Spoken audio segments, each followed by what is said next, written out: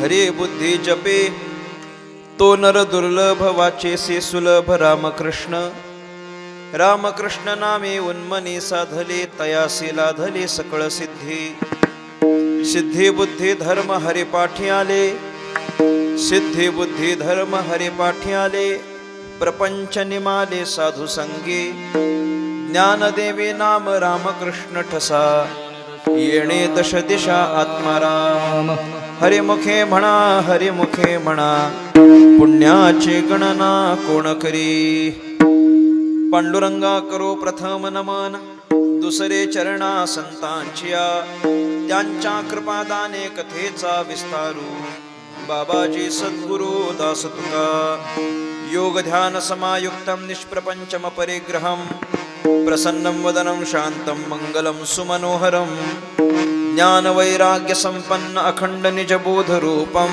पूर्ण ब्रह्मा श्री सद्गुरे वामनाय नमोस्तुते नसे आप पर ऐसा जगे जो महात्मा विरक्ती श्रेष्ठ भक्ती स्मरे नित्य रामा तिथी माघ पौर्णिमा साधो निवाट धरिले निजधामा नमस्कार माझा सद्गुरु सावळामा मस्तक माझा पायावरी या वारकरी संतांच्या हरी बुद्धी जपे तो नर दुर्लभ वाचेसे सुलभ रामकृष्ण हरिमुखे म्हणा हरिमुखे म्हणा पुण्याची गणना कोण करी विठ्ठल विठ्ठल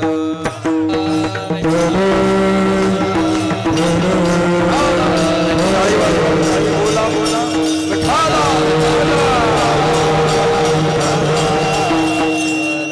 हरि बुद्धी जपे तो नर दुर्लभ वाचेसी सुलभ रामकृष्ण हरिमुखे म्हणा हरिमुखे म्हणा पुण्याची गणना कोण करी महाराष्ट्राचा आराध्य दैवत राजाधिराज भगवान श्री पंढरीनाथ परमात्मा कैवल्य साम्राज्य चक्रवर्ती विश्वसंत महावैष्णव ज्ञानराज माऊली स्वानंद सुखनिवासी प्रातः स्मरणीय ब्रह्मलीन सद्गुरु श्री वामन बाबा सद्गुरु श्री सावळाराम बाबा महाराज आदी करून सर्व साधू संतांच्या चरणी विनम्रपणे नतमस्तक होतो. माझ्या समोर उपस्थित माझ्यापेक्षा ज्ञानाने वयाने अनुभवाने ज्येष्ठ श्रेष्ठ कीर्तनकार प्रवचनकार मातृभगिनी श्रोता गायक वादक आदी करून कलाकार वर्ग तुम्हा सर्वांच्या चरणी साष्टांग प्रणिपात करून परमात्म्याच्या संकीर्तनाला आरंभ करतो. विठ्ठल विठ्ठल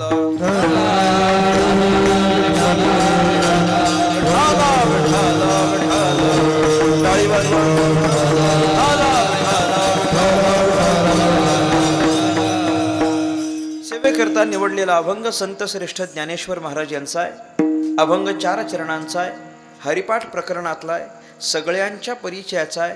सगळ्यांच्या पाठांतरातला आहे. सगळ्यांच्या रोजच्या म्हणण्यातला ओळखीचा अभंग आहे. मला नाही वाटत इथं हा अभंग कोणाचा पाठांतरातला नसेल. आहे का कुणी असा की ज्याचा हा अभंग पाठ नाही? कुणीच नाही असा. आणि एखादा असलाच तरी हात वर करा बघू. कोणाची हिंमत आहे म्हणण्याची माझा हरिपाठ पाठ नाही? आम्ही पार त्याच्याकरिता अगदी स्पर्धासुद्धा घेतल्या की नाही. त्याच्यामुळंच हा अभंग घेतलाय बरं का. मला आत्ता मगाशी ऐकायला मिळालं की हरिपाठाचा योग्य तो प्रचार प्रसार व्हावा या उद्देशानं आणि मुळात हे सगळेच संस्कार रुजवण्याचं योग्य जे वय आहे ते शालेय शिक्षणाचं वय आहे. 5वी ते 7वीच्या मध्ये जी विद्यार्थी मंडळी परिसरातील काही शाळांना सहभागी करून घेऊन हरिपाठ पाठांतराची एक चांगली स्पर्धा या सगळ्या मंडळींनी घेतली आणि याच्यापेक्षा स्तुत्य असा दुसरा उपक्रम नसेल. अतिशय सुंदर उपक्रम. मी स्वतः त्यांच्याकडून माहिती घेतली जेणेकरून मला मुंबईत इम्प्लिमेंट करता येईल. बाकी काही नाही. मी तुमच्याकडून याच्याकरता सखोल माहिती घेतली कारण हे योग्य वय आहे. 5वी ते 6वीच्या मधलं असलेलं वय 8वी 9वी फार फार तर 10वी पर्यंतचं वय हे संस्कार देण्याचं असलेलं वय आहे आणि विद्यार्थ्यांना पण संस्कार घेण्याचं असलेलं वय आहे. त्यामुळे संस्कारांची देवाणघेवाण ज्या वयात होऊ शकते त्याच वयात त्यांच्या अंतःकरणाच्या पटलावर संस्कार रुजवण्याचं काम आपण केलं पाहिजे. या नाम सप्ताहाच्या सोबत हरिनाम संकीर्तन चालूच राहणार आहे. प्रवचन कथा सुरूच राहणार आहे. भजन काकडा हे सुरूच राहणार आहे. परंतु ते योग्य वयात जर अंतःकरणावर रुजवले गेले तर त्याचा परिणाम जास्त आणि दूरवर टिकणारा होऊ शकतो. या पवित्र उद्देशाने हरिपाठ पाठांतराची आपण स्पर्धा घेतली आहेत आणि त्याचा मला वाटतं बक्षीस वितरणाचा कार्यक्रम आज संध्याकाळी संपन्न झाला. मग ज्याचं बक्षीस दिलेलं आहे ते नेमका काय असावं म्हणून चिंतना करता हरिपाठाचा अभंग आहे. विठ्ठल विठ्ठल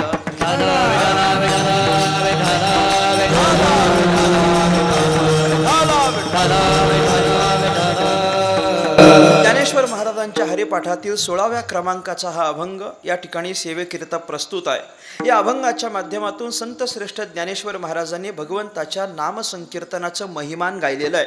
प्रत्येक अभंगातून ज्ञानेश्वर महाराज वेगवेगळ्या पद्धतीनं नामसंकीर्तनाचं महिमान आपल्यासमोर व्यक्त करतात. 27 अभंगांचा जो समुच्चय आहे तो म्हणजे ज्ञानेश्वर महाराजांचा हरिपाठ आहे. बरं, बाकीच्या सगळी ज्ञानेश्वर महाराजांची ग्रंथसंपदा पहा आणि त्याच्या तुलनेत हरिपाठ हा ग्रंथ पहा. हरिपाठ हा ग्रंथ लघु ग्रंथ आहे, लहान ग्रंथ आहे. ज्ञानोबरायांच्या बाकीच्या सगळ्या ग्रंथांचा विस्तार फार मोठा आहे. ज्ञानेश्वरीचा विस्तार मोठा आहे, अनुभव अमृताचा विस्तार मोठा आहे, ज्ञानेश्वर महाराजांच्या अभंग गाथेचा विस्तार हे मोठा आहे आणि चांगदेव 65 सुद्धा हरिपाठाच्या तुलनेत मोठीच आहे.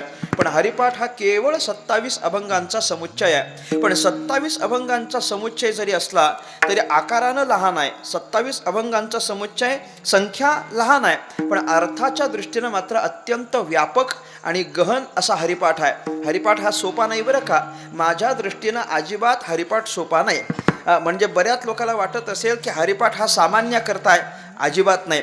हरिपाठ हा सामान्याचा नाही, अजिबात नाही. अगदी बोलण्याच्या दृष्टीनं म्हणून सामान्याचा असेल, पण अर्थाच्या दृष्टीनं हरिपाठ सामान्याचा आहे का मला सांगा? कुणाला त्याच्या अर्थाचा थांग लावता येईल? एक नाम हरी द्वैत नाम दुरी अद्वैत कुसरी विरळा जाणे हे काय सोपं आहे का मला सांगा? त्रिगुण असार निर्गुण हे सार सारा सार विचार हरिपाठ हे कुठं लावायचं? 7 5 3 दशकांचा मेळा एकतत्वी कळा दावी हरी, किती अवघड आहे हे सगळं. या सगळ्या अभंगांचा अर्थ बांधायचा झाला तर भली भली मंडळी थकतात, पण अभंगाचा अर्थ बांधता येत नाही. त्रिगुण असार निर्गुण हे सार हे म्हणण्यापासून लोकांचा गोंधळ आहे. त्रिगुण हे सार निर्गुण हे सार सगळंच सार, नाही तर त्रिगुण असार निर्गुण आसार सगळं आसार असं नाही. इथपासूनच गडबड आहे आपली. पहा, हरिपाठाच्या प्रत्येक शब्दाचा उच्चार आणि त्या उच्चाराचा होणारा अर्थ, इथपासून हरिपाठाची सूक्ष्मता आपण जर ध्यानात घेतली तर हरिपाठ हा सामान्याचा नाही, मुळातच अर्थाच्या दृष्टीनं अजिबात सामान्याचा नाही. वेदशास्त्र प्रमाण श्रुतीचे वचन एक नारायण सार जपा म्हणत असताना वेदशास्त्राचं प्रामाण्य कुणी बांधायचं? हे सर्वसामान्याच्या आटोक्यात येणारं नाही. बरं, सर्व सुख गोडी साही शास्त्र निवडी. इथं पण आमचा गोंधळ आहे. साही शास्त्र म्हणावं की सर्वशास्त्र म्हणावं? काही लोक आपण सर्वशास्त्र म्हणतो आणि काही लोक साही शास्त्र म्हणतात. त्यांच्याकरिता साही शास्त्र हाच योग्य पाठ आहे. शास्त्र आपल्याकडची 12 शास्त्र आहेत. अर्धी शास्त्र ही नास्तिक शास्त्र आहेत आणि अर्धी शास्त्र ही आस्तिक शास्त्र आहेत. मग आपण कसल्याचा स्वीकार केला पाहिजे? आपण आस्तिक शास्त्राचाच स्वीकार करायचा, नास्तिक सोडून द्यायचे. मग आस्तिक जर 6च असतील तर सर्व सुखगोडी साही शास्त्रच निवडी, सर्व शास्त्र निवडी असं नाही. म्हणजे या सगळ्याचा जर विचार करायचा झाला तर अत्यंत गहन, व्यापक आणि अर्थाच्या दृष्टीनं महान असलेला हा ग्रंथ आहे. बरं, अर्थाच्या दृष्टीनं तो सामान्याचा नाही यात काहीच नवल नाही. अर्थाच्या दृष्टीनं सामान्याचा नाही यात काहीच नवल नाही. म्हणण्याच्या दृष्टीनं पण तो सामान्याचा नाही. हरिपाठ म्हणता येईल असा पण तो सामान्याचा नाही बरं का. हरिपाठाची फार मोठी गंमत आहे. मी नेहमी सांगत असतो, ज्याला पुढचं म्हणता येतं ना त्याला मागचं म्हणता येत नाही. हरिपाठाची गंमत आहे. आणि ज्याला मागचं म्हणता येतं त्याला पुढचं म्हणता येत नाही. आणि खरी गंमत सांगू, ज्याला दोन्हीचं म्हणता येतं त्याला माईकवर म्हणता येत नाही. अशी ही एवढी अडचण म्हणण्याच्या दृष्टीनं आहे. म्हणजे अर्थाच्या दृष्टीनं पण सामान्याचा नाही आणि म्हणण्याच्या दृष्टीनं पण सामान्याचा नाही. त्याच्यामुळे हरिपाठ हा ग्रंथ सामान्य असा समजू नये. अनुभव अमृत असेल, ज्ञानेश्वरी असेल, अभंगांची गाथा असेल आणि चांगदेव 65 असेल, या सगळ्यांमध्ये जेवढं म्हणून ज्ञान, तत्वज्ञान, वेदांत, सर्वसामान्याला उपदेश हे सगळं ज्ञानेश्वर महाराजांनी जे तिकडं सांगितलंय ना, त्या सगळ्याचा समारोप आणि त्या सगळ्याचा सार केवळ 27 अभंगांमध्ये ज्ञानेश्वर महाराजांनी आसोनी संसारी पण जिव्हे वेगू करी या वर्गाकरता आणलंय. बरं, नुसता आसोनी संसारी हा अधिकारी नाहीये. आसोनी संसारी जिव्हे वेगू करी, संसारात असूनही भगवंताच्या भजनाला ज्यानं आत्तापर्यंत थांबा दिलेला नाही, म्हणजे ज्याची वाणी संसारात असतानाही भजनाकडे सतत प्रवाहित होतीये, त्याच्याकरिता हरिपाठ हा सोपा ग्रंथ आहे. विठ्ठला विठ्ठला.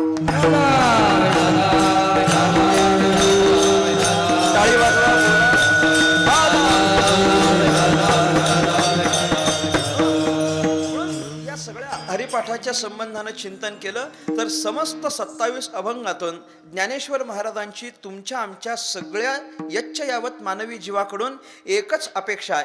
ज्ञानोबाराय हा सगळा खटाटोप करतात तो फक्त एका अपेक्षेपोटी हरिमुखे म्हणा, हरिमुखे म्हणा. दुसरी कुठलीच माऊलींची अपेक्षा नाही. पण हरिमुखे म्हणा, हरिमुखे म्हणा, हरिमुखे म्हणा, हरिमुखे म्हणा असं वारंवार सांगितल्यानंतर ते हरिमुखे का म्हणा असा प्रश्न पडेल की नाही.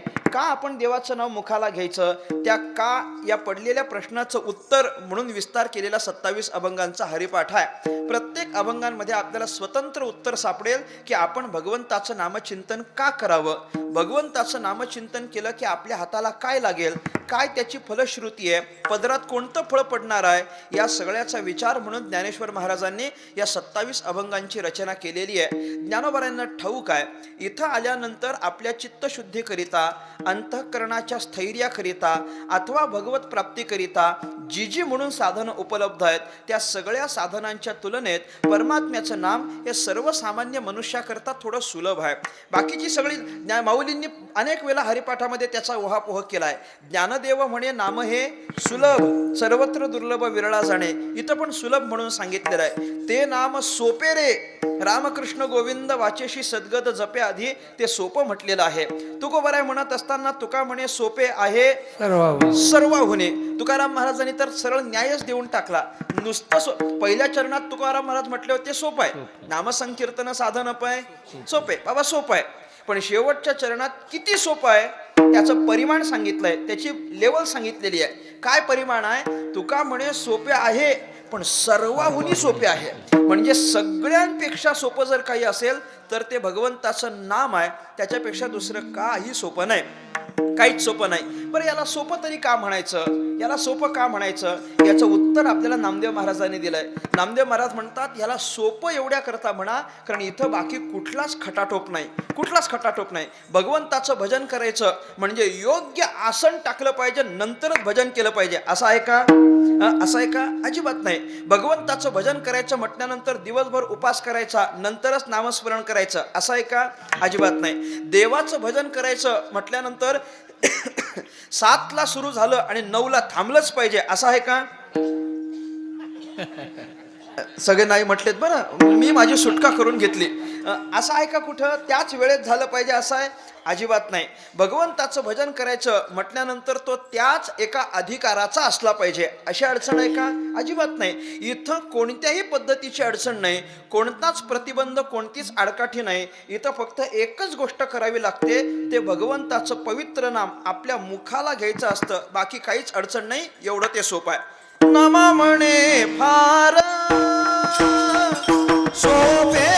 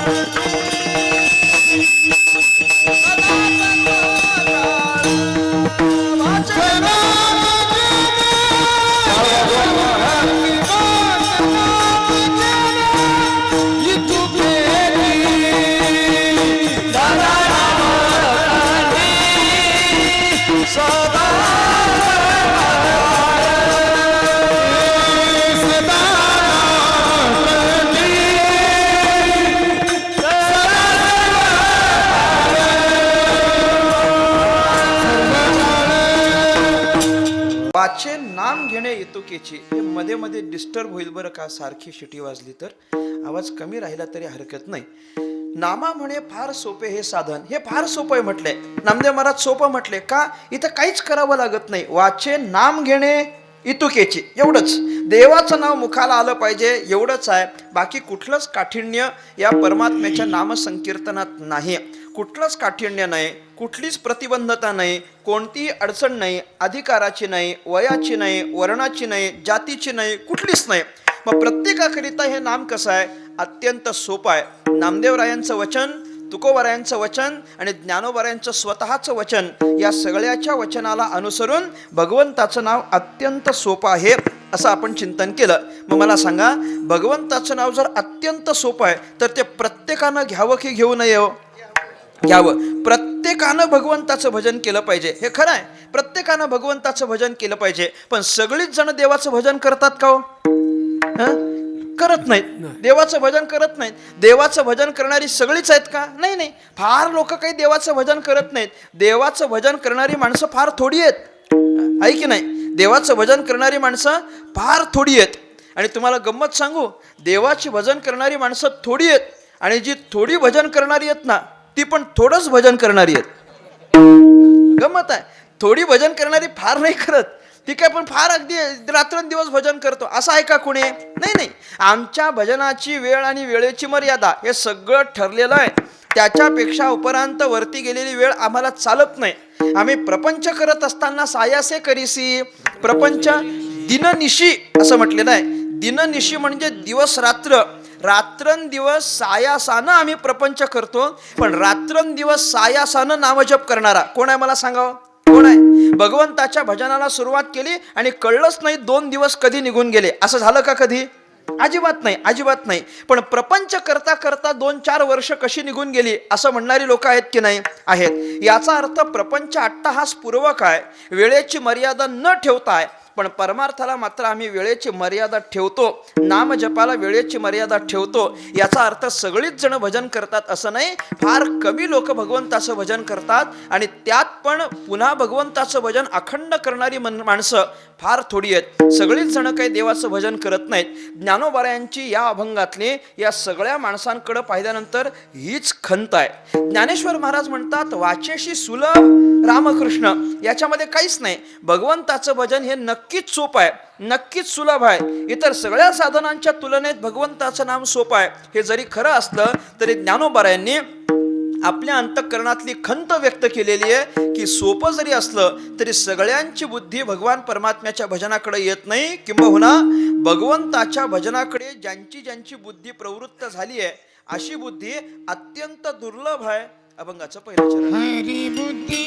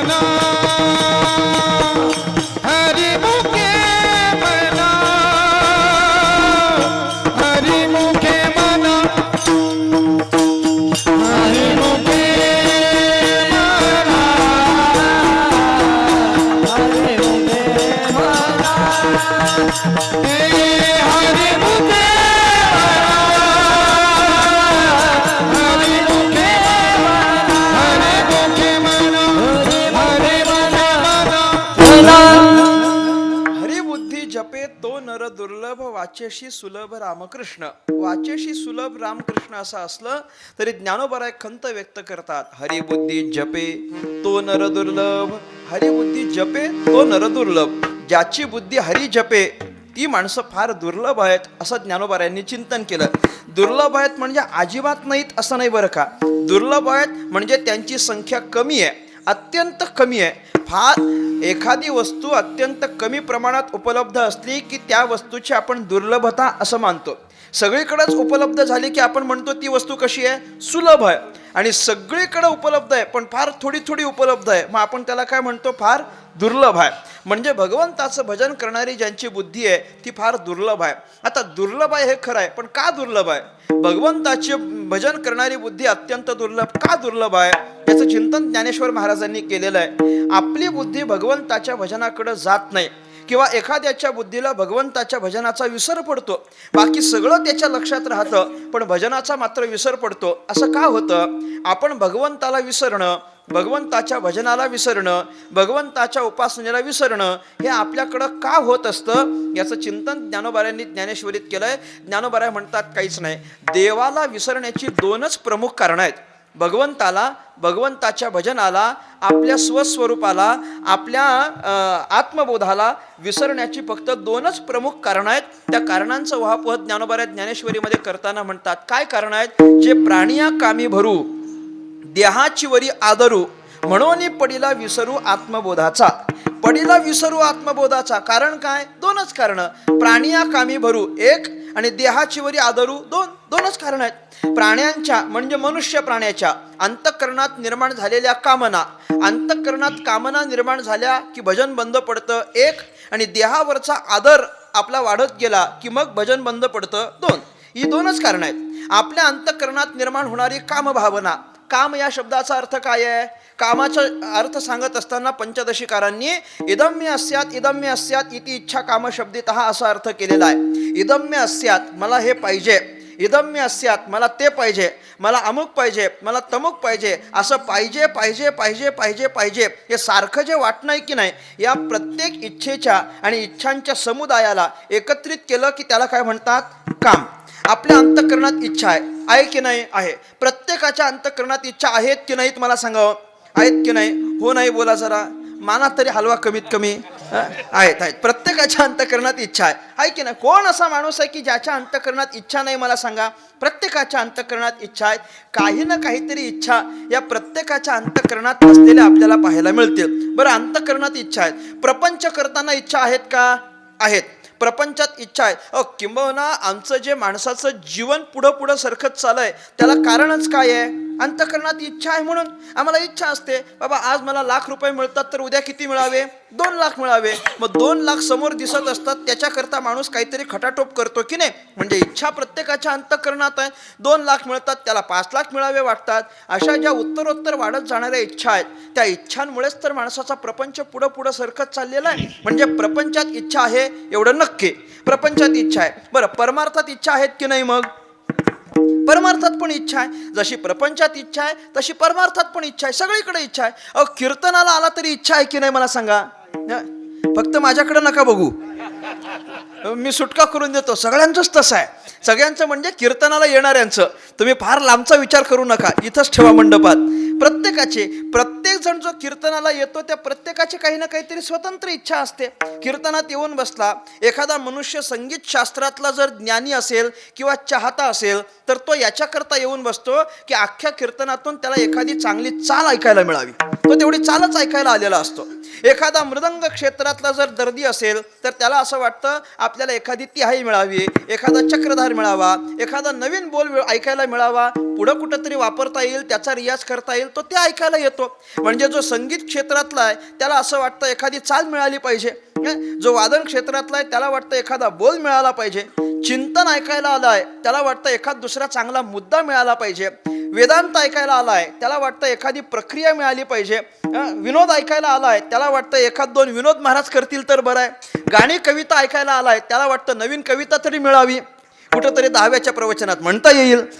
असं काहीतरी मिळावं बाबा याच्याकरता तो येतो. आणि ज्याला यातलं काहीच नाही पाहिजे की नाही, ज्याला यातलं काहीच नाही पाहिजे त्याला एवढंच पाहिजे असतं की आजचे महाराज 9ला थांबले पाहिजे म्हणा. पाहिजे आपल्याला काहीतरी. कोण माणूस असा आहे की ज्याला काहीच नाही पाहिजे? प्रत्येकाला काहीतरी पाहिजे. मग या इच्छांच्या समुदायाला पंचदशिकारांनी काम ही संज्ञा सांगितलेली आहे. इदम्य अस्यात इदम्य अस्यात इति इच्छा कामशब्दितः. मग हा जो अंतःकरणात निर्माण झालेला काम आहे की नाही, या कामना अंतःकरणात निर्माण झाल्या की आपल्याला भजनाचा विसर होतो. कामना निर्माण झाल्या की भजनाचा विसर आहे. बरं आपण नाही, ज्ञानोबारायांनी स्पष्ट केलेलं आहे हे काम एवढं वाईट आहे. बरं हा एकटा नाही ना, काम हा एकटा नाही आहे, त्यांची एक मोठी टोळी आहे. टोळी मुद्दामून मी त्याला समुदाय म्हणत नाही, समुदाय हा चांगल्याचा असतो. आणि ही टोळी आहे. काम, क्रोध, लोभ, मोह, मद, मत्सर ही सगळ्यांची एक टोळी आहे. आणि यांची एक गंमत अशी आहे की हे सगळेजण हातात हात घालून एकत्र राहतात, एकत्रच राहतात. म्हणजे हा सगळ्यात मोठा असलेला काम ज्याच्याकडे जातो ना, मागचे 5 जण त्याचा हात धरून त्याच्या पाठीत जात असतात. सगळे एकत्र येत असतात. आणि हे सगळे एकत्र येऊन ज्याच्या ठिकाणी जातील त्याचं भजन बंद करण्याचं काम करतात. ज्ञानोबारांनी चिंतन केलेलं आहे. काम येश क्रोध येश रजो गुणा समुद्भवा महाशणो महापापमा विद्येनम इह वैरिनम. या श्लोकाखाली बोलत असताना ज्ञानोबारांनी सांगितलंय हे ज्ञाननिधीचे भुजंग, विषयदरीचे वाघ. मला हे महत्वाचं आहे, भजन मार्गीचे मांग मारक जे. हे भजन मार्गातले मारक आहेत. मारक म्हणजे भजन करू देत नाहीत. कोण? काम, क्रोध हे माणसाला भजन करू देत नाहीत. अंतःकरणात निर्माण झालेला काम माणसाला भजन करू देत नाही ना. काम अत्यंत वाईट आहे. जगद्गुरु शंकराचार्यांनी फार चिंतन चांगलं केलंय त्याचं. आचार्यांचं मत असं आहे, हे काम, त्या कामाची तुलना केली आहे. थोडंसं तरतम भावसांनी सांगितलंय, तुलना करून असं सांगितलेलं आहे, कामाची तुलना केली कशासोबत? यमासोबत. यमासोबत म्हणजे एका बाजूला काम आणि एका बाजूला यम. एका बाजूला काम आहे, एका बाजूला यम आहे. जगद्गुरु शंकराचार्यांचं मत आहे, यमस्य कामस्य तारतम्यम विचार्य माने महदस्ती लोके. त्यांचं चिंतन आहे, एका बाजूला यम, एका बाजूला काम. आता दोन बाजूला आपण धरले. मला सांगा, या बाजूला काम आहे, या बाजूला यम आहे. या दोघांपैकी मी तुम्हाला सांगितलं एकाची निवड करा, तर तुम्ही कोणाची निवड कराल? यमाची की कामाची? बोला बोला. कामाची. म्हणजे कीर्तनात पण यम म्हणण्याची आमची हिंमत नाही. यम कोणाचीच हिंमत नाही. यम कुणीच हो म्हणत नाही. मला यम पाहिजे असं कोण बोलतंय? कुणीच बोलत नाही. प्रत्येकाचं मत काय? आम्हाला काम चालेल पण यम नको. जगद्गुरु शंकराचार्यांचं मत आहे, याची थोडीशी दुरुस्ती करा. काय? एखाद्या वेळेला यम परवडला पण काम बरा नाही. जगद्गुरु शंकराचार्यांनी सांगितलं यम बरा पण काम बरा नाही. आचार्यांना विचारलं असं का बरं? यम का बरा म्हणता आणि काम का चांगला नाही म्हणता? मग त्याची कारणं त्यांनी पुढे सांगितली. त्याचं एक कारण आहे. काय आहे? या दोघांचं आधी काम काय ते तपासा. म्हणजे यमाचं काम काय ते बघा आणि कामाचं काम काय ते पण बघा. काय करतं काम? अंतःकरणात इच्छा निर्माण करून देतं. निर्माण झालेल्या इच्छा, शेकडो हजारो इच्छा निर्माण होतात. आणि त्याच्यापैकी किती इच्छा पूर्ण होतात? 1% इच्छा पूर्ण होतात. बाकीच्या 99% इच्छा तशाच अपूर्ण राहतात. आणि अंतःकरणातल्या इच्छा अपूर्ण राहिल्या की माणसाला दुःख होतं की नाही सांगा? फार दुःख होतं. माणसाचं अंतःकरण विव्हळतं अगदी, जर त्या इच्छा पूर्ण नाही झाल्या तर. याचा अर्थ काय आहे? या कामानं अंतःकरणात इच्छा निर्माण केल्या आणि त्याच्यापैकी बहुतांशी इच्छा अपूर्ण राहिल्या, म्हणून माणसाच्या मनाला काय झालं? दुःख झालं. याचा अर्थ दुःखात ढकलणारा कोण आहे? काम आहे. दुःखात ढकलणारा. आचार्यांनी वर्णन केलं, दुःखात अडकवणारा कोण आहे? काम आहे. दुःखात अडकवणारा काम. बरं, हे कोणाचं काम झालं? कामाचं काम झालं. आता यमाचं काम काय ते बघा बरं. यम काय करतं मला सांगा? यम म्हणजे माहिती आहे ना की त्याच्याकरता कीर्तन करावं लागेल? नाही, काही गरज नाही. यम काय करतं? जीवाला या देहातून उचलून घेऊन जातं. जीवाला देहातून घेऊन जाणं हे यमाचं काम आहे. म्हणजे यमानं काय केलं? आत्तापर्यंत हा जीव या देहाच्या माध्यमातून जे जे दुःख भोगत होता त्या दुःखातून सोडवणारा कोण ठरला? यम. म्हणजे दुःखातून सोडवणारा कोण? यम. आणि दुःखात अडकवणारा कोण? काम. सोडवणारा कोण? यम. अडकवणारा? काम. सोडवणारा? यम. अडकवणारा? काम. आता मला कीर्तनात बसले आहात, खरं खरं सांगा, तुम्हाला सोडवणारा आवडेल की अडकवणारा? सोडवणारा. मग सोडवणारा कोण आहे? यम. म्हणून यम म्हणायचा. बस, हेन्स इट इज प्रूव्ड. बाकी काही नाही. एवढंच मला सिद्ध करायचं आहे. आचार्यांनी हेच कारण सांगितलंय, दुःखात अडकवणाऱ्या कामापेक्षा दुःखातून सोडवणारा यम परवडला पण काम बरा नाही. विठ्ठला विठ्ठला. टाळी वाजवा. हाला विठ्ठला.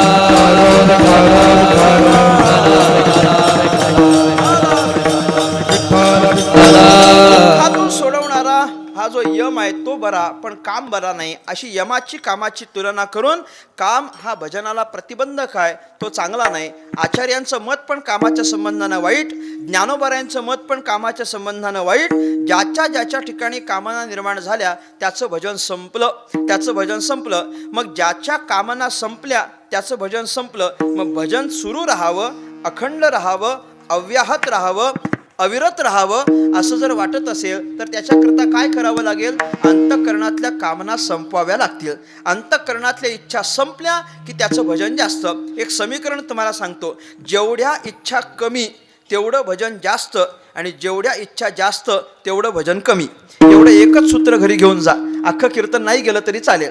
जेवढ्या इच्छा जास्त की नाही तेवढं भजन कमी. ज्याच्या इच्छा जास्त त्याचं भजन कमी, आणि ज्याच्या इच्छा कमी त्याचं भजन जास्त. उलट आहे, म्हणजे इंग्रजीत त्याला इन्व्हर्सली प्रपोर्शनल म्हणतात बरं का, उलट म्हणतात. एखादं वाढलं की दुसऱ्याचं कमी होणं. भजन वाढलं, इच्छा वाढल्या भजन कमी होतं, आणि इच्छा कमी झाल्या भजन वाढतं. या इच्छांचा जोपर्यंत त्याग नाही तोपर्यंत भजन आपल्याकडून होत नाही. आम्ही भजन केलं ना त्याला कारणच आहे की आमच्या इच्छांचा त्याग आहे, असं वर्णन तुकाराम महाराजांनी केलेलं आपल्याला पाहायला मिळतं. कामनेच्या त्यागे भजनाचा लाभ, कामनेच्या त्यागे भजनाचा लाभ.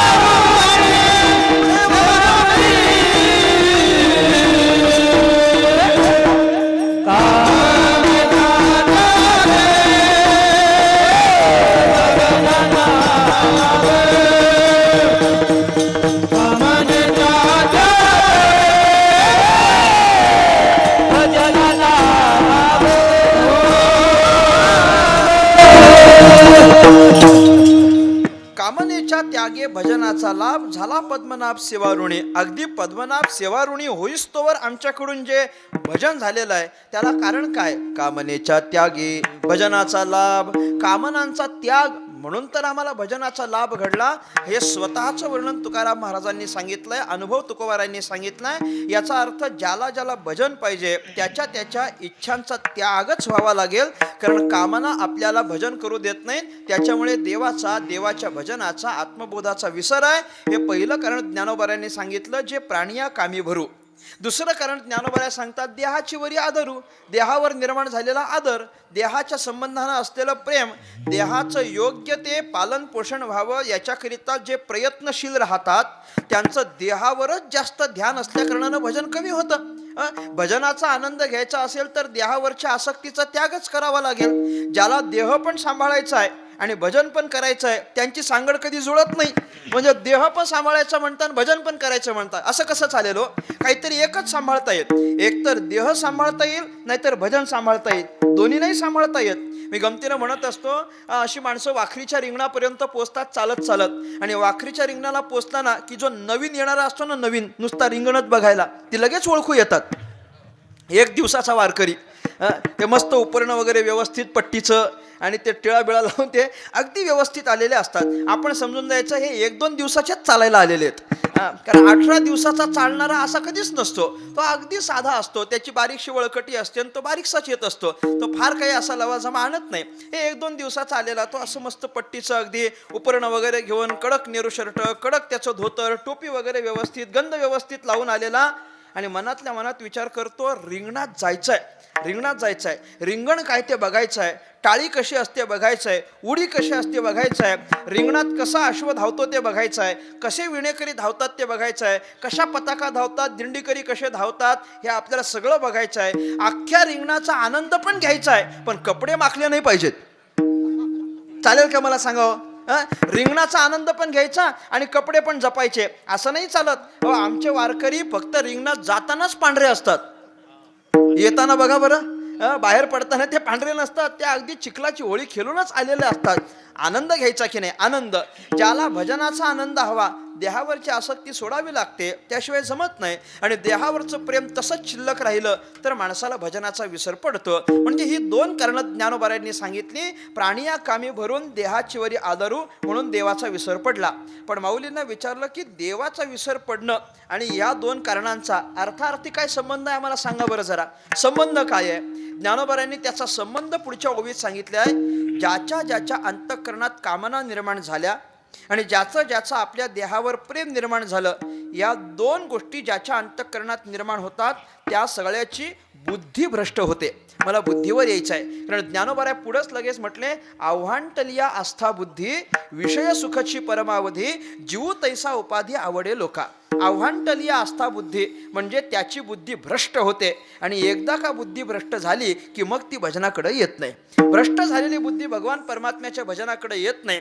बरं, भ्रष्ट झालेल्या बुद्धीच्या एखाद्या माणसाला चांगल्या एखाद्या ज्ञानी माणसानं जर तू भजन कर असं सांगितलं ना, तो ऐकत नाही, ऐकत नाही. ज्ञानोबारायांनी याच्याकरता पुढं कठोर शब्द वापरलेले आहेत. ज्ञानोबाराय या सगळ्या विषयाचा समारोप करत असताना असं म्हणतात, जे विवेकाची भाषा नेणती वैराग्याची शिव न देखती ते मूर्ख केवी पावती मज ईश्वराते. ज्ञानोबारायांनी चिंतन केलंय, ते मूर्ख केवी पावती म्हणजे त्यांना मूर्ख म्हटलंय. कुणाला मूर्ख म्हटलंय? अवांटलिया आस्था बुद्धी त्यांना, म्हणजे ज्यांची ज्यांची बुद्धी भ्रष्ट झाली आहे त्यांना ज्ञानोबाराय मूर्ख म्हणतात. ज्ञानोबाराय त्रासून मूर्ख म्हणतात. तसं ज्ञानोबाराय कधी असा त्रागा करत नाही बरं. ज्ञानेश्वर महाराज म्हणजे अत्यंत मधुर भाषी संत आहेत. सगळ्यात गोड बोलणारे संत म्हणून कोण असतील तर ते माऊली आहेत. माऊलींच्या एवढं गोड कोणी बोलत नाही, कोणीच बोलत नाही. कावळ्याला सुद्धा काऊ बोलावं एवढं मधुर माऊलीच असू शकतात, दुसरं कोणीच म्हणत नाही. आम्ही कुठल्या कावळ्याला आमच्या खिडकीत 5 घटका बसवू दिलं आणि त्याला दही दूध भरवलं, मला सांगावं? भरवत नाही. पण ज्ञानेश्वर महाराज पहिलं तोगे काऊ कोकत आहे शकूनगे माहे सांगत आहे म्हणतात. अरे त्या कावळ्याला पण जवळ करणं एवढं प्रेमळ अंतःकरण फक्त माऊलींचंच आहे. भुंग्याला आम्ही आमच्या आजूबाजूला पण वावरू देत नाही, त्याला अनेक वेळा ज्ञानेश्वर महाराज दृष्टांत म्हणून वापरतात. परिमळाची धाव भ्रमर ओढी म्हणतात, त्याला जवळच करतात की माऊली. म्हणजे माऊली अत्यंत प्रेमळ अंतःकरणाचं एक महात्मा आहे. बघा तुम्ही, जैसे भ्रमर भेदी कोडे भल तैसे काष्ठ कोरडे इथं म्हणत असताना पण ज्ञानेश्वर महाराज भ्रमराला जवळ करतात. मी नेहमी म्हणत असतो, थोडासा विषयांतरण बाजूला येईल, परंतु मी म्हणत असतो, ज्याला ज्याला, ऐका बरं, ज्याला ज्याला अख्ख्या जगानं दूर केलंय त्याला त्याला जी जवळ करते ना ती माऊली आहे. अख्ख्या जगानं दूर केलं आणि नंतर जी जवळ करते, भ्रमराला कोण जवळ करतं? कुणीच नाही, पण त्याला जवळ केलंय माऊलींनी. कावळ्याला कुणीच जवळ करत नाही, पण त्याला जवळ केलंय माऊलींनी. अजून स्पष्टन जवळचं बोलतो, रेड्याला कुणीच जवळ करत नाही, पण माऊली त्याला अत्यंत जवळ घेते की नाही. म्हणजे ज्याला कुणीच जवळ करत नाही ना त्याला जी जवळ करते तिला माऊली म्हणतात. म्हणूनच तिला माऊली म्हणतात, माऊली म्हणतात. अजून पुढची सोडवणूक करून देऊ. ज्या दिवशी आपल्यापैकी एखाद्याला वाटेल की आता आपल्याला कुणीच जवळ करत नाही, त्यानं बॅग भरायचं आणि एवढं पक्क झालं बघा, आता एवढं आता ठरलं किंवा सरळ उठून आळंदीला जावं. का बरं? जवळ करणारी फक्त माऊली आहे. मला कशा करता बोलायचं आहे, ज्ञानेश्वर महाराज कठोर नाही बोलत, तुकाराम महाराज कठोर बोलतील कदाचित. किती सांगो तरी नायकती भटकीचे वगैरे असं कठोर तुकाराम महाराज बोलतील, ज्ञानेश्वर महाराज बोलत नाहीत. पण ते ज्ञानेश्वर महाराज इथं ज्यांची ज्यांची बुद्धी भ्रष्ट झाली आहे त्यांना मूर्ख म्हणतात. म्हणजे तो ज्ञानेश्वर महाराजांच्या अंतःकरणातला त्रागा आहे. त्यांच्याबद्दलचा. अरे काय हे भजन करत नसतील, भजनाला विसरले. विवेकाची भाषा नेणती, वैराग्याची शिव न देखती. वैराग्य विवेक अध्यात्म परमार्थ याला काहीच ठाऊक नाही, ते मूर्ख केवीत पावती मज ईश्वराते. बरं, या मूर्खांचा विचार ज्ञानोबांनी फार चांगला केलाय. म्हणतात एखादा ज्ञानी मनुष्य जर या मूर्खाला ज्ञान सांगण्याकरता गेला ना, तर ते मूर्ख ज्ञानी माणसाचं ज्ञान तर ऐकत नाहीतच, उलट त्या ज्ञानी माणसाला हे मूर्खात काढतात. मूर्खात काढलं कोणाला? ज्ञानी माणसाला. कोणी? मूर्खांनी. म्हणून ज्ञानी माणसानं मूर्खात जाऊ नये म्हटले. ज्ञानोबांनी सांगितलंय ज्ञानी माणसानं आपलं ज्ञान सांगण्यासाठी मूर्खांच्या मध्ये जाऊ नये, चांगल्या ठिकाणी सांगावं. मूर्खांना आपलं ज्ञान सांगू नये. का सांगू नये? ज्ञानोबांचे चांगले एक दोन दृष्टांत आहेत, मुद्दाम सांगेल. ज्ञानोबांनी केलंय. ज्ञानोबा म्हणतात ना तरी खवणीयांच्या गावी पाटा उभे काय करावी, का जात्यंदा रवी काय आथे. ज्ञानोबांनी चिंतन केलं. ना तरी खवणीयांच्या गावी पाटा उभे काय करावी. खवणीयांच्या गावी, खवणे लोकांचं गाव. खवणे म्हणजे काय? साधू. खवणे शब्दाचा अर्थ काय होतो? साधू. ते पण साधे साधू नाहीत, ते दिगंबर साधू. सध्या आपण पाहतो की नाही, सगळ्या साधूंचा मेळावा जमलाय की नाही? कुठं? प्रयागराजला. प्रयाग क्षेत्रामध्ये कुंभमेळ्याकरिता बरेच साधू एकत्र झालेत की नाही? बरेच साधू. बरं, दिसणारे सगळेच साधू आहेत का मला सांगा? नाही. अर्धे साधू आहेत आणि अर्धे संधी साधू आहेत. बरेच त्यांची संख्या तिकडे वाढलेली आहे. पण हे जे सगळे साधू आहेत, त्या साधूंमध्ये पण दोन प्रकार आहेत बघा.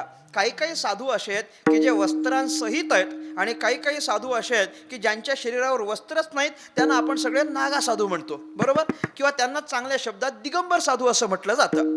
दिगंबर साधू याचा अर्थ आपल्या सगळ्या शरीराच्या सगळ्या इंद्रियांवर विजय प्राप्त केलेला असल्यामुळे त्यांना शरीरावर वस्त्र परिधान करण्याची अजिबात आवश्यकता नसते.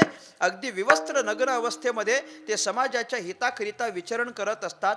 त्यांना दिगंबर साधू म्हणतात. विवस्त्र राहणारे, वस्त्रांची आवश्यकता नसणारे असे जे दिगंबर साधू आहेत, माऊलींनी त्यांना खवणीयांच्या गावी, खवणे असं म्हटलेलं आहे.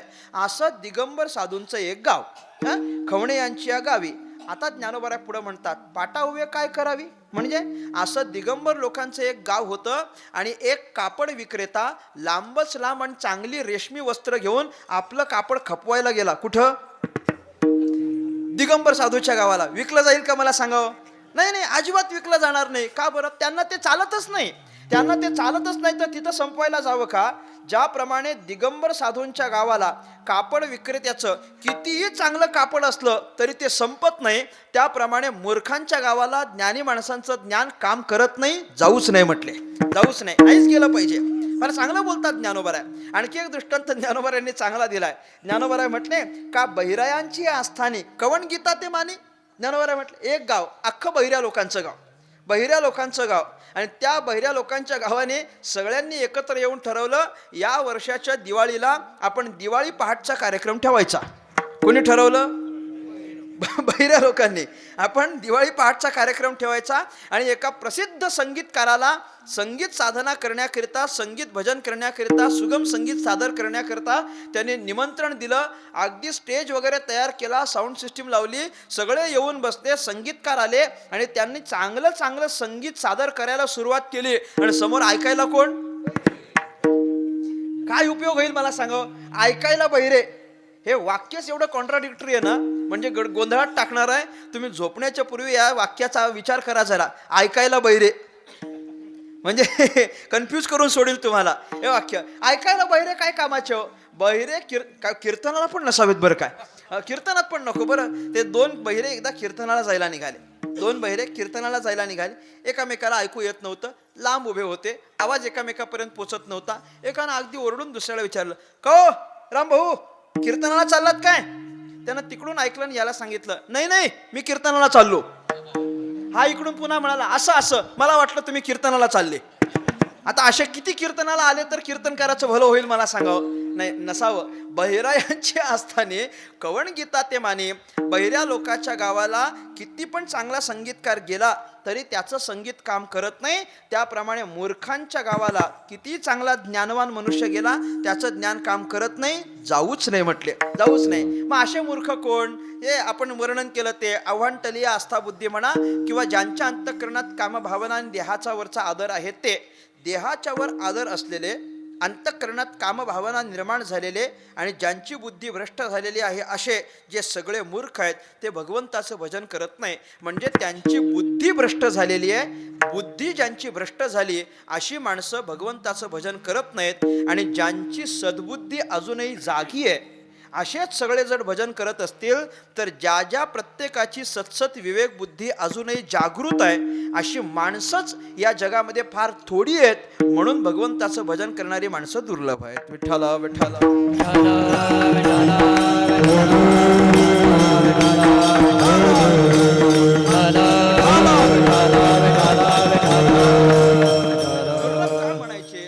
ज्यांची ज्यांची बुद्धी भगवंताच्या भजनाकडे आली ही फार दुर्लभ आहेत. भ्रष्ट झालेली लोक पुष्कळ आहेत, पण भगवंताचं भजन करणारी लोक मात्र फार थोडी आहेत. अगदी हाताच्या बोटावर मोजण्या एवढी आहेत. सगळीच जण काही देवाच्या भजनाकडे वळत नाहीत. भगवंताची बुद्धी माणसाची बुद्धी देवाच्या भजनाकडे लवकर येत नाही बरं का. फार प्रयत्न करावे लागतात तेव्हा कुठे ती परमार्थात येतात, परमार्थ मार्गात येतात. सगळेच जण येत नाही. मी 2018 साली जेव्हा चातुर्मासाला जायला निघालो, 18 साली चातुर्मासाला 4 महिने राहावं, साधू संतांच्या मुखातून चिंतन श्रवण करावं, काहीतरी वेदांताचे ग्रंथ सोडवावे म्हणून जाऊन पंढरपूरला राहायचं होतं. मुंबईतून प्रवास सुरू केला. कुर्डवाडीला जी उतरवेल त्या गाडीत बसलं. गाडीचं रिझर्वेशन होतं, रिझर्वेशन केलेलं होतं. कल्याणला गाडीत चढलो. माझ्या सीटवर मी बसलो. समोरच्या सीटवर काही वेळानं आणखी एक माणूस येऊन बसला. 3/4 पॅन्ट घातलेला, टी शर्ट घातलेलं, त्याच्या पाठीवर एक लहानशी बॅग होती आणि आपला सहज येऊन समोर बसला. समोर येऊन बसल्यानंतर त्यानं मला विचारलं की बाबा वेर आर यू गोईंग, कुठं चाललास. त्याला हिंदी बोलता येत नव्हती, त्याला मराठी बोलता येत नव्हती, कारण तो साऊथ इंडियन होता. त्याला फक्त त्याची तेलुगू येत होती आणि इंग्रजी येत होती. त्याने इंग्रजीत मला विचारलं बाबा कुठं चाललास. मी सांगितलं हो काही नाही, कुर्डवाडीला चाललो, पंढरपूरला जाणार आहे वगैरे वगैरे. प्रवास सुरू झाला. काही वेळानंतर मी आपलं ग्रंथ काढला आणि वाचायला लागलो, कारण मला माहिती होतं की मागच्या चातुर्मासात काय झालंय हे आता तिथं गेल्यानंतर गुरुजी विचारतील, महाराज विचारतील. आणि त्यांनी विचारलं की आपल्याला त्याचं काहीतरी निराकरण करावं लागेल, सांगावं लागेल. मागचा पाठ झाला की नाही हे विचारावं लागेल. हरिभक्तीपरायण श्रद्धेय आदरणीय जयवंत महाराज बोधले यांच्याकडे माझा विचारसागर झालाय. मला माहिती होतं की बाबा तिथं गेल्यानंतर महाराज विचारतील किंवा मागच्या वेळेला काय शिकवलं, काय मागच्या वेळेला पाठ झाले होते सांगा बरं. म्हणून मी आपलं काढलं आणि वाचत बसलो. वाचायला लागल्यानंतर त्यानं मला पटकन प्रश्न केला की काय वाचतोस, व्हॉट आर यू रिडिंग. मी त्याला सांगितलं की बाबा हे विचारसागर नावाचा ग्रंथ आहे. त्याने विचारलं कुणी लिहिलेलं आहे. मी म्हटलं निश्चल दास. हे सगळं इंग्रजीत चाललंय बरं का, मी आपल्याला कळव म्हणून मराठीत सांगतो. त्याला विचारलं बाबा हुज द ऑथर, कोणी लिहिलेलं आहे. मी सांगितलं की Swami Nishchal Das is the author and this book is related to Vedanta and it's very difficult book and unable to understand वगैरे वगैरे. मी त्याला सांगितलं. त्यानं मला सांगितलं अच्छा. मग त्यानं प्रश्न केला व्हॉट इज वेदांत. वेदांत म्हणजे नेमका काय असतं. आता आपल्या परीनं आपण उत्तर दिलं. जे काही वाचलं होतं, जे काही झालं होतं ते सगळ्याचं उत्तर दिलं. त्यानं ते बुक माझ्या हातातून तो ग्रंथ हातात घेतला, ग्रंथाला नमस्कार केला आणि त्यानं मला जवळ घेतलं आणि मला म्हणायला लागलं you are the luckiest person in this whole train, not in this train but in whole world. त्यानं मला सांगितलं तू फार भाग्यवान आहेस. आता त्याला कुठून कळलं माझं आडनाव ऐकूनच ठाऊक. बरं तो म्हटला तू भाग्यवान आहेस, you are the very luckiest person. त्याला मी विचारलं वाय. त्यानं सांगितलं की this book is related to Vedanta and I am thoroughly understanding this book. त्याला सगळं माहिती होतं. त्यानं तिथून पुढं 1 तासापर्यंत वेदांत काय असतं, जीवाच्या 3 अवस्था कशा असतात, त्या अवस्थांचं रूपांतरित कसं होतं, स्वप्न म्हणजे काय, सुषुप्ती म्हणजे काय, जागृती म्हणजे काय, संसाराची व्यापकता कशी, त्याची निर्मिती कशी, हा सगळा विस्तार त्यानं इंग्रजीत सांगितलाय मला पुढं 3/4 माणसानं. 3/4. तर म्हटलं की साऊथमध्ये असताना आमच्याकडे हे वेदांताचे पाठ म्हणजे रोज चालत असतात म्हणे, हे रोज चालतात. हे तुम्ही फक्त पंढरपूरला येता की नाही, आमच्याकडे दररोज हे पाठ चालत असतात. आम्ही असे वेदांत, विचारसागर, वृत्तीप्रभाकर वगैरे या सगळ्या ग्रंथांचे पाठ आमच्याकडे चालतात. मला फार आश्चर्य वाटलं. मला समारोप असा करायचा आहे. त्यानं सांगितलं की बाबा हे सगळ्या ग्रंथाचं तू आत्ता वाचन करतोस. त्यानं विचारलं तुझं वय काय. त्यावेळेला माझं वय होतं बाबा एक काय 25-26चं वय असेल. मी त्याला सांगितलं बाबा एक 25-26 वर्षाचं वय आहे. त्यानं सांगितलं तू फार लकी आहेस, तू फार भाग्यवान आहेस. मी विचारलं का भाग्यवान आहे. त्यानं सांगितलं ही पूर्ण ट्रेन 22 डब्याची आहे. पूर्ण ट्रेन 22 डब्याची आहे. प्रत्येक डब्यात कमीत कमी 100 माणसं आहेत. म्हणजे अख्ख्या ट्रेनमध्ये कमीत कमी 2200 माणसं आहेत. आणि या 2200 माणसांपैकी वेदांताचं चिंतन करणारा तू आणि मी आपण दोघेच आहोत म्हटले. हरिबुद्धी जपे तो नर दुर्लभ. बाकी कोणी नाही म्हटले. आपण जर दोघेच असू या अख्ख्या ट्रेनमध्ये तर याचा अर्थ भगवंताची भजन करणारी बुद्धी दुर्लभ आहे. विठ्ठला विठ्ठला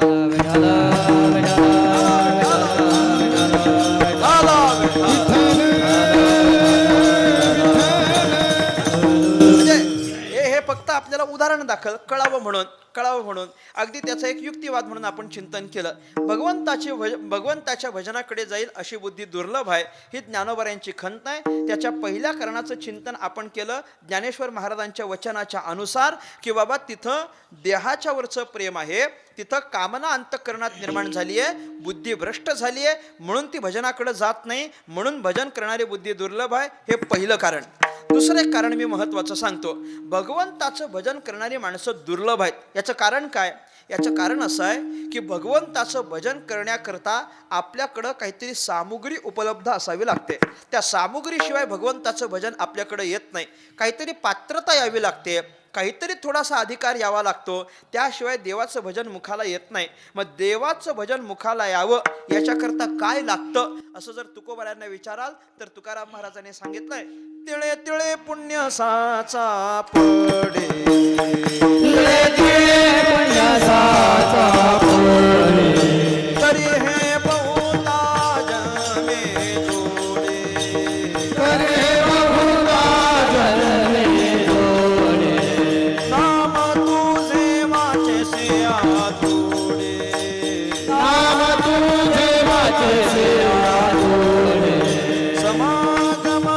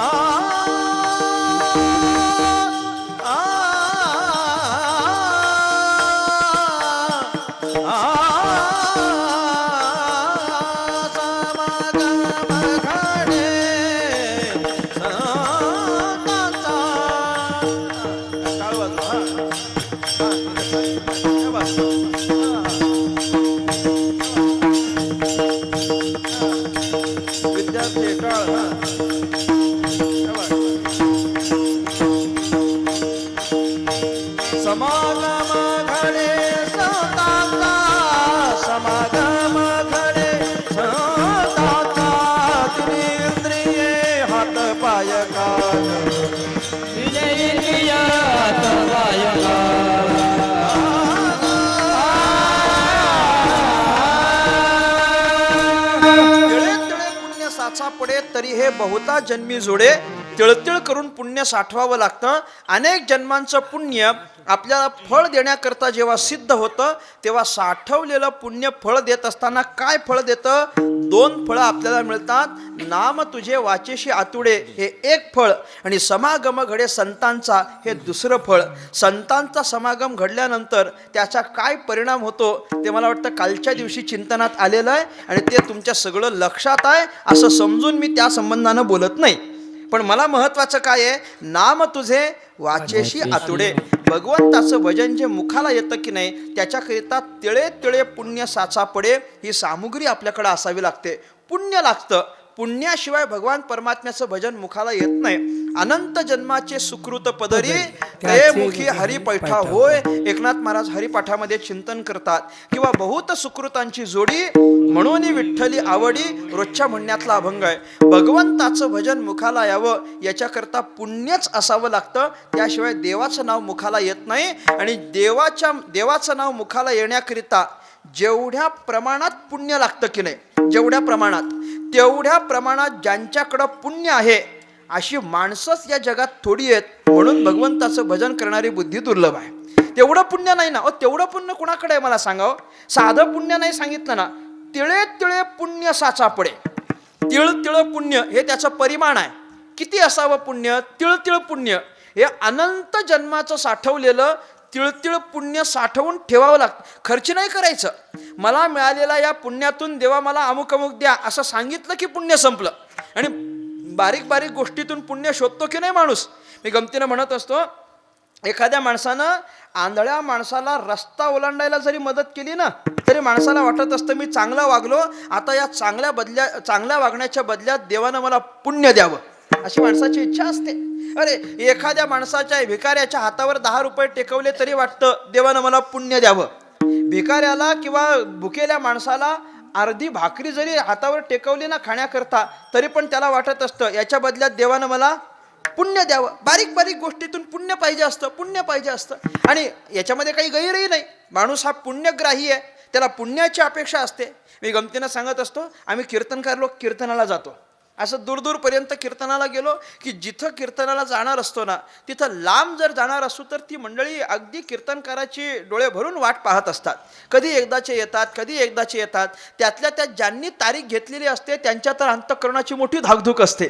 जोपर्यंत मंडपात येत नाही तोपर्यंत, कारण तोपर्यंत सगळ्यांच्या नजरा त्यांच्याकडे असतात की नाही, ते सगळं मंडळ आपली वाट बघत असतं. आपली गाडी तिथं कीर्तनाला पोहोचली की लगेच धावत 2-4 मंडळी येतील, दरवाजा उघडतील. आपण उतरलो की आपल्या हातातली बॅग असते. मंडळी म्हणतात, महाराज तुमची बॅग माझ्याकडे द्या. मी म्हटलं अरे नाही राहू द्या.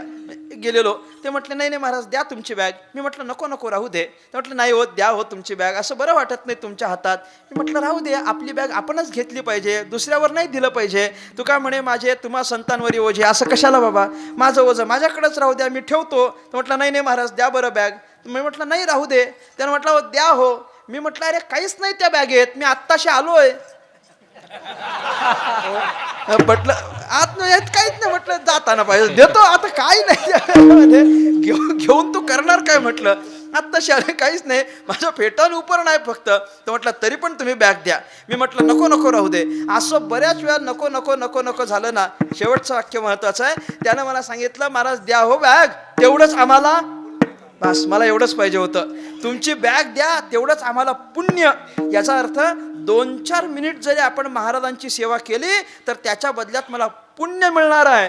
अशी माणसाची जर सद्भावना असेल तर ह्या ज्या बारीक सत्कर्मातून माणसानं पुण्याची अपेक्षा केली ना, त्यातून पुण्य मिळत नाही असं नाही, त्यातून पुण्य मिळतं. पण त्यातून मिळणारं पुण्य डोंगरा एवढं मोठं नसतं, त्यातून मिळणारं पुण्य तिळा एवढंच असतं. तिळे पुण्य साचा पडे. असं बारीक पुण्य साठवायचं अनेक जन्मांचं, आणि ते फळ देण्याकरिता सिद्ध झालं की त्याच्यानंतर आपल्याला जे फळ मिळतं त्याच्यापैकी महत्वाचं फळ आहे नाम तुझे वाचेसी आतुडे. देवाचं नाव मुखाला आलं त्याच्याकरता गाठीशी पुण्य लागतं. विठ्ठल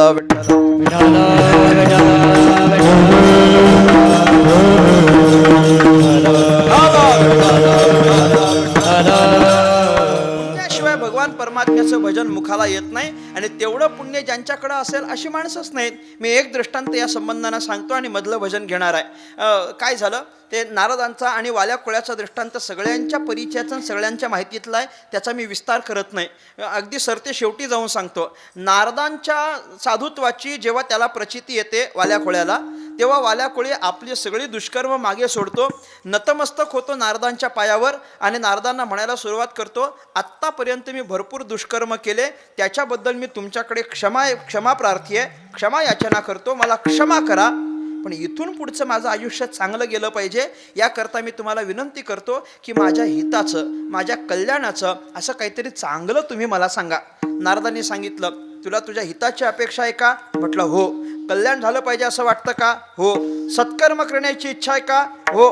मग तुला एक सोपी गोष्ट सांगतो. काय? आत्ता या क्षणापासून रामा रामा रामा रामा असं म्हणायला सुरुवात कर. त्यानं ऐकलं, म्हणायला लागला, महर्षी अहो जमतच नाही मला म्हणायला.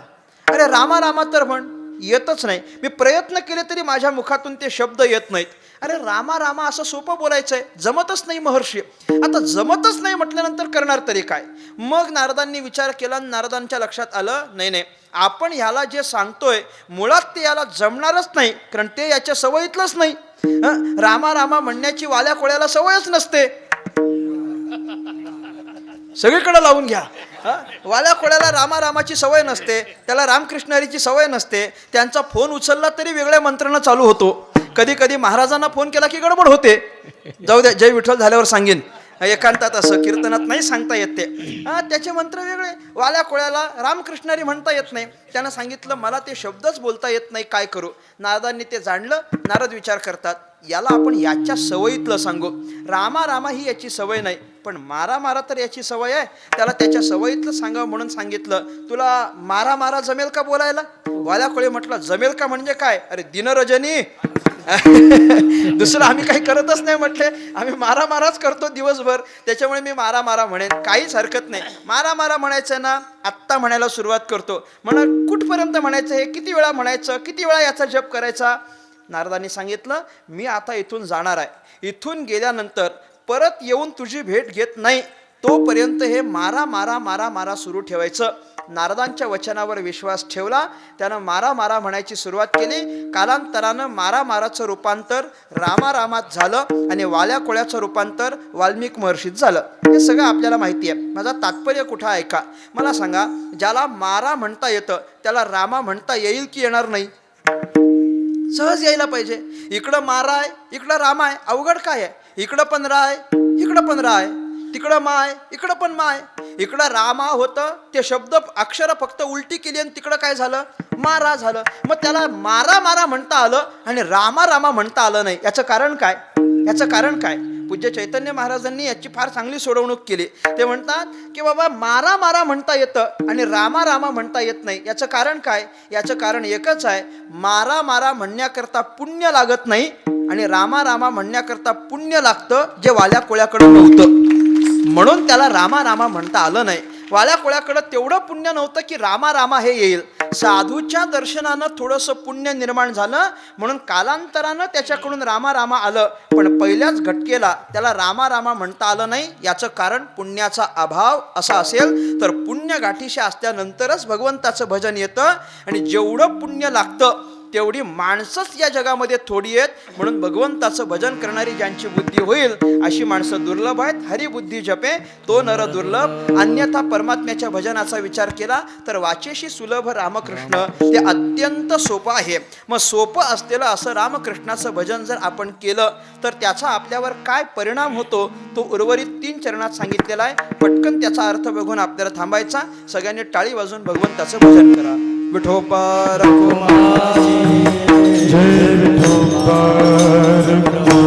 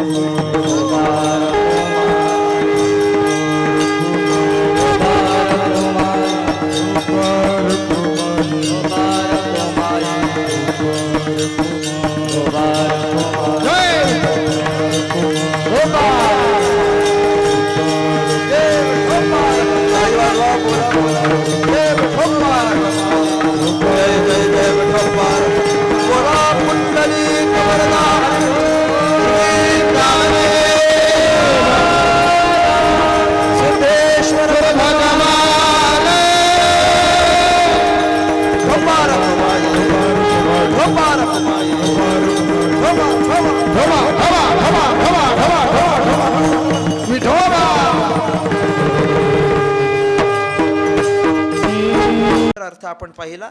आता याचा परिणाम काय आहे? सोपं असलेलं भगवंताचं नाम घेतलं तर त्याचा काय परिणाम होईल? अगदी ते लहान आहे, हरीच आहे.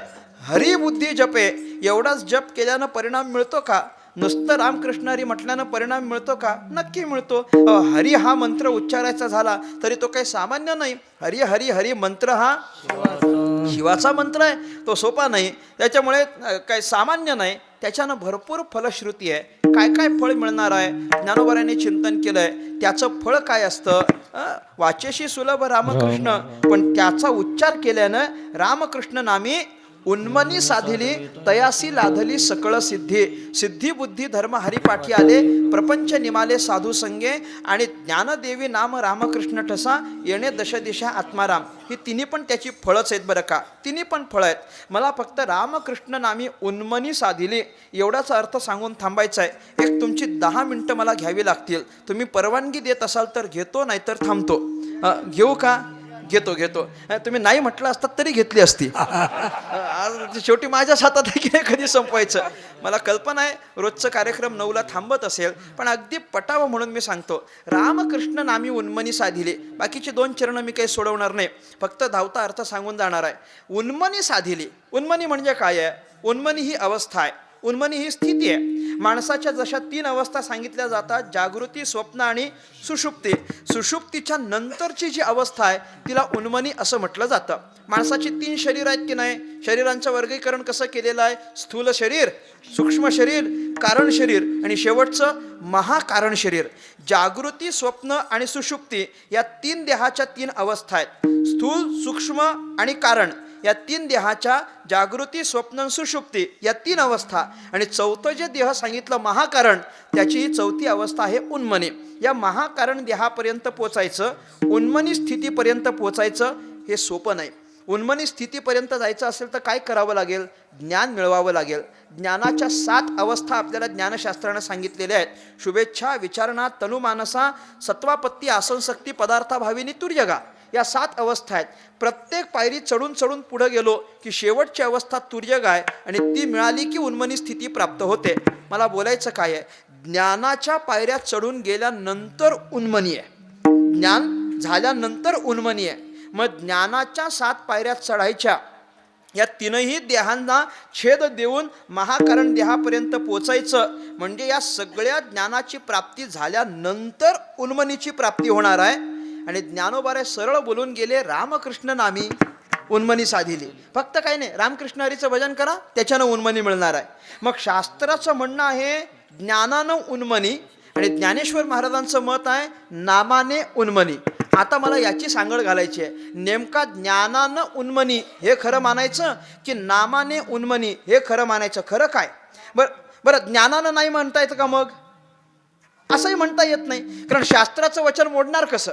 बरं, ज्या शास्त्राचं वचन मोडायचं आहे, ज्ञानोबा त्याच शास्त्राला वचन म्हणून गृहीत धरतात. वेदशास्त्र प्रमाण, श्रुतीचे वचन. सुरुवातीलाच म्हटलं बाबा आमच्या सगळ्या म्हणण्याला प्रमाण कोण आहे? शास्त्र. आणि शास्त्राचंच प्रमाण काय आहे? ज्ञानानं उन्मनी. मग ते नाकारता कसं येईल?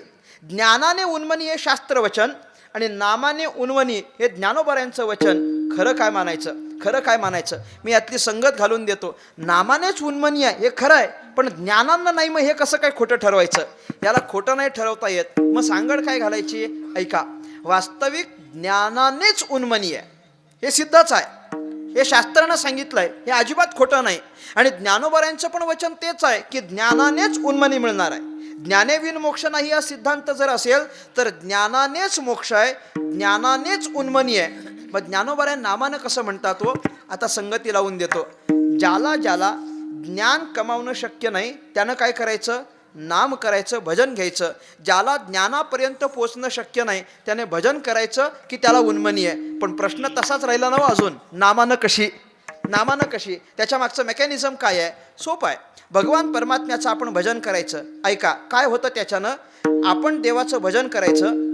देवाचं भजन केलं की देव प्रसन्न होतो. प्रसन्न झालेला देव आपल्यावर कृपा करतो. देवानं कृपा केली की देवच आपल्याला ज्ञान देतो, आणि त्या ज्ञानानंच आपल्याला उन्मनी मिळते. ही त्याची संगती आहे. सोपं आहे, काहीच नाही. आपण काय करायचं?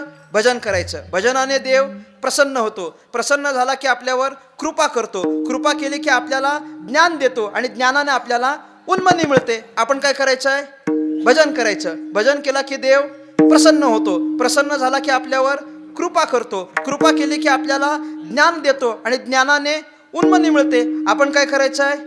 भजन करायचं आहे. भजन केला की देव प्रसन्न होतो. नंतर तो आपल्यावर कृपा करतो. कृपा केली की आपल्याला ज्ञान देतो, आणि ज्ञानाने उन्मनी मिळते. आपण काय करायचं आहे? काहीतरी घरी गेलं पाहिजे की नाही? नाही तर सगळं मंडपातच राहायचं. आपण भजन करायचं. भजनानं देवाची प्रसन्नता, प्रसन्नतेनं कृपा, कृपेनं ज्ञान देणं, त्या ज्ञानानंच उन्मनी आहे. कारण ज्यांनी ज्यांनी भजन करायला सुरुवात केली की नाही त्या प्रत्येकाला ज्ञान देण्याची जबाबदारी भगवंतानं स्वतःकडे घेतलेली आहे. गीतेत भगवंत स्वतः म्हणतात, तेषां सततयुक्तानां भजतां प्रीतिपूर्वकम ददामी बुद्धियोगम तम येन मामुपयांती ते. तेषां सततयुक्तानां, सतत प्रीतिपूर्वक माझं भजन करणारे जे कोणी आहेत की नाही, ददामी बुद्धियोगम तम, बुद्धियोग म्हणजे ज्ञान, त्या त्या प्रत्येकाला ज्ञान देण्याची जबाबदारी जर माझी असेल तर रामकृष्ण हरी भजन करण्याला ज्ञान भगवंत देतो आणि त्या ज्ञानानं उन्मनी मिळते. म्हणून रामकृष्ण नामी उन्मनी साधली, तयासी लाधली सकळ सिद्धी. सकळ सिद्धी म्हणजे मोक्ष, त्याला मोक्ष पण मिळतो, सिद्धी मिळते, बुद्धी मिळते, सगळ्या धर्माचं ज्ञान होतं, किंबहुना साधूची संगत होते. साधूची संगत झाली की परमार्थ जवळ होतो, प्रपंच दूर होतो आणि भगवान परमात्म्याच्या भगवंताच्या भजनात आपली बुद्धी रममाण होते. कारण साधू आपलं भजन बंद पडू देत नाही. साधूची संगत का करायची असते? भजन व्हावं म्हणून. साधू स्वतःचंही भजन बंद पडू देत नाही आणि त्याच्यासोबत आलेल्याचं पण भजन बंद पडू देत नाही. म्हणून मी आदरानं सांगत असतो, जर तुम्हाला दिंडीत चालायचंच असेल आषाढीला, तर अशा दिंडीत चालायचं ज्या दिंडीत नामधारक चालतात, अशा दिंडीत चालायचं. नामधारक चालतात, कारण नामधारक स्वतःचं पण भजन बंद पडू देत नाहीत आणि ते तुमचं पण भजन बंद पडू देत नाहीत. म्हणून साधूची संगत केली की त्या भजनाकडे आपली बुद्धी जाते आणि आपली बुद्धी भजनाला लागली. हे कशावरून ठरणार? ज्ञानदेवी नाम रामकृष्ण ठसा. कशावरून? येणे दश दिशा आत्माराम. सगळीकडे भगवान परमात्म्याला पाहण्याची बुद्धी निर्माण झाली, सगळ्यांमध्ये भगवंत दिसायला लागला. कुणाशीच वैरभाव, द्वेषाची, मत्सराची भावना निर्माण होत नाही आणि आपसुक आपल्या मुखातून भगवंताचं भजन येतं. मग समजायचं भगवंतानं आपल्यावर कृपा केली. आणि एवढं सगळं व्हावं याच्याकरता करायचं काय? एकच गोष्ट करायची, हरिमुखे म्हणा, हरिमुखे म्हणा. ज्ञानेश्वर ज्ञानराज माऊली ज्ञानेश्वर